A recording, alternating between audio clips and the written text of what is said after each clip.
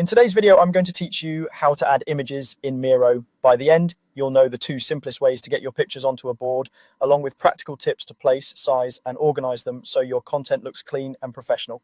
Let's start with the quickest method, drag and drop. Open your Miro board and make sure you can see the area where you want the image to land. On your computer, find the image file in a folder or on your desktop.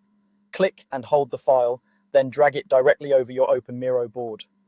When you see the board react, usually with a subtle highlight, release the mouse to drop the image. Miro will upload it and place it right where you dropped it. This works great for common formats like JPEG and PNG, and it's especially handy when you're adding a single image or a small batch. If the file is large, give it a moment to process. Once it appears, you can move it by clicking and dragging, resize it using the corner handles to keep the proportions balanced, and rotate it with the rotation handle above the image. If you're arranging several pictures, zoom out a bit first so you have room to place everything without overlapping. Now let's cover using the upload button. On your board, look for the upload option in the toolbar. Click it, choose to upload from your device, and a file chooser window will open. Navigate to the folder that holds your image, select one or more files, and confirm. Miro will upload the images and place them on your board near your current view. This method is ideal when you want to add multiple images at once in a controlled way, and it helps if dragging and dropping isn't convenient on your setup.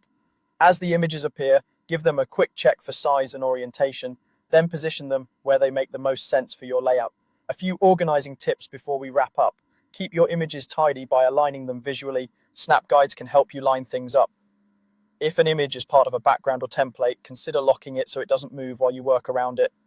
Use duplicate to quickly create consistent image placeholders, and arrange options to bring one image forward or send it behind others for neat stacking. Finally, try to keep file sizes reasonable so boards stay responsive, especially when collaborating with teammates. And that's it.